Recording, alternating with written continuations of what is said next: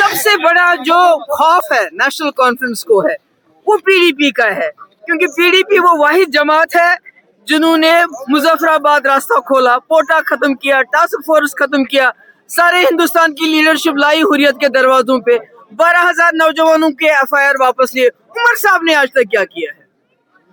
बल्कि जो 2019 से यहाँ बीजेपी ने किया उस पे उमर साहब अपनी मोहर लगा रहे हैं।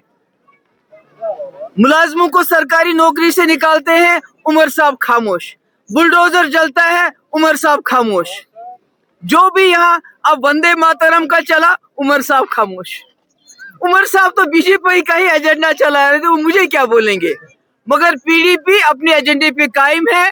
हमने बोला है कि हम बाहर से जेलों में जो नौजवान हैं उनको वापस लाएंगे, उमर साहब तो लाना नहीं चाहते हैं। हमने कहा जो यहाँ गरीब है, घास चराई में जिनके घर हैं, उनको मालिकाना हुकूक मिलने चाहिए, हम उसके लिए कोशिश करेंगे। तो उमर साहब क्या करेंगे? उमर साहब ने कहा था मैं 200 यूनिट बिजली फ्री दूंगा, तो पीडीपी ने रोका है क्या उनको?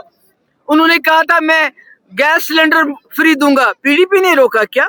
उन्होंने कहा 1 लाख नौजवानों को रोजगार दूंगा, तो पीडीपी ने रोका है क्या? 10 किलो राशन मुफ्त दूंगा, तो पीडीपी ने रोका है क्या?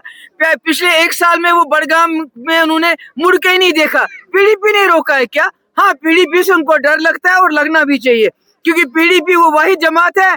हमने कांग्रेस के साथ सरकार बनाई लोगों के लिए, बीजेपी के साथ सरकार बनाई लोगों के लिए। हमने मकबूल भट्ट और अफजल गुरु को फांसी नहीं दी जो उमर साहब ने लगाई।